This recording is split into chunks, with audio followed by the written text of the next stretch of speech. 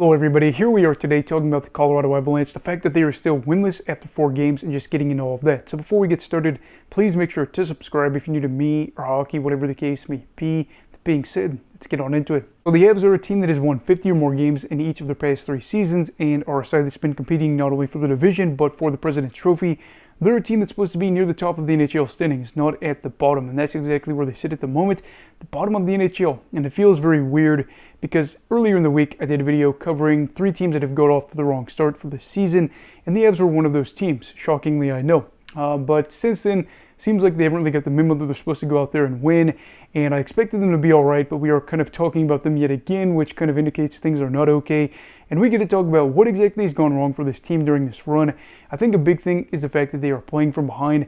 In every single game that they've played in this year, they've been trailing after the first 20 minutes of play. And it's a huge issue, even for the good teams to be trailing after 20 minutes to try to come back and win. But if you are a side that is still pointless through 4 games, are you necessarily a good team? That's not always going to be true, even though I still feel like for the Avs they're going to be alright. But again, when your goal differential is -5 or something like that at this stage, I can go out here and talk about how I think they're going to be okay for as long as I want. But things just aren't there. So looking at this team, it's not just the first period that's a concern. They've been allowing a lot of goals in general. They have allowed the highest goals against per 60 in the league at the moment and are struggling. They are just very kind of weird, if we're being honest here. They have the worst PK percentage in the entire NHL, and you would not expect that necessarily, even though it was a little bit of an issue last year. But they've allowed goals with guys in the box in 3 out of their 4 games, kind of highlighting an issue that could be relatively easily fixed, and that is, again, something that coaches will always talk about. But on the flip side too, they're very weird, whereas on the power play, they have the best power play percentage in the entire NHL. So worst PK percentage, best power play percentage. You would probably expect the power play to be clicking quite a bit, and it has been. They've been electric. They've scored in 3 of the 4 games. In the Boston game, they actually went a perfect 3 for 3 and still were able to go out there and lose the game, which again kind of highlights the fact that how are they doing this? How are they scoring 4 goals against Columbus and losing? How are they going a perfect 3 for 3 against Boston?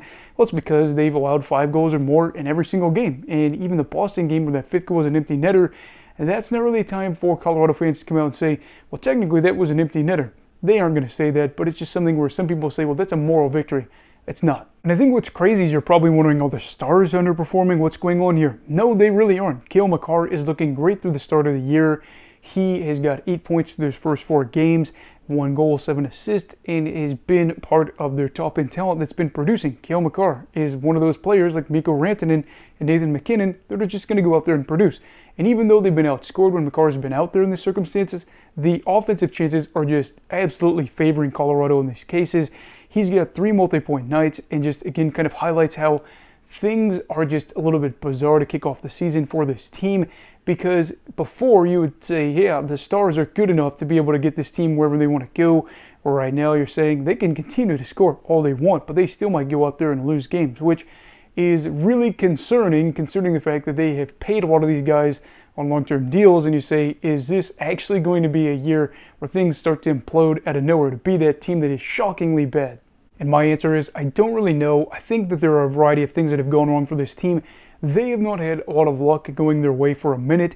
You've got the Gabriel Landeskog thing, the Valeri Nichushkin thing. You have got Tari Lehkonen that I don't believe has played a game this year. Devon Toews is day-to-day at the moment.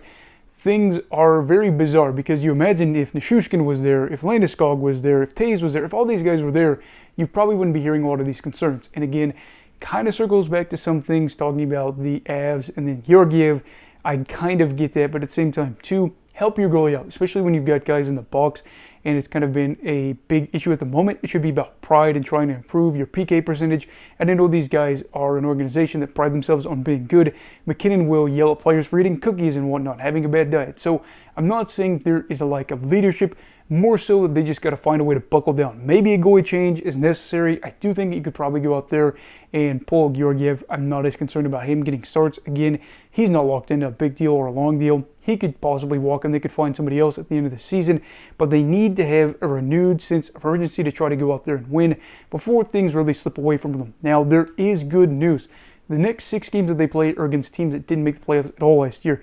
they've got games against Anaheim, San Jose, Chicago, and some other teams as well that could be a little bit unproven. Yeah, they might put up a fight, but you should be able to get through that patch relatively good and unscathed. Now, if they get through and they're kind of staggering a little bit, that's when you start to say, Colorado, are you a pretender? How have you been able to hide this from us? How in the world are you going to be able to get to the playoffs? And the answer may be that they might not actually be able to go and get there. So would it be weird for them to make the playoffs for the first time since 2017? Yes. But have we seen teams that we felt like were locks to go up there and make the postseason, not make it? Also, yes. So expect big years from their stars. Maybe, just maybe, don't expect them to make the playoffs. But again, I still feel like they're going to be all right. Maybe after 15 videos, I'll say it's over. But yeah, I know Colorado is just one of those teams where we talk about them and Edmonton and how things are going to be okay. And we will actually get to see if things play out the way we think. And if not, the playoffs should be pretty fun with a couple of new additions for maybe some teams we didn't expect to make it there. And I'm okay with that. I'm okay with a couple of wild cards maybe going out there and making the top 3 in their division when they weren't expected to. So anyway, what are your thoughts on the Colorado Avalanche for this season? How do they buckle down, especially in the first period? How do they improve their PK? And does goalie change need to be made, or that still, again, kind of highlight an issue where it is something more than that? Let me know all that stuff down below in the comments. Also, please make sure to like this video if you enjoyed it. Subscribe if you're new. Everybody stay safe. Have a great night. And you love hockey, all right? Goodbye, Brigadiers and Brigadettes. This is your captain signing off. Have a great night.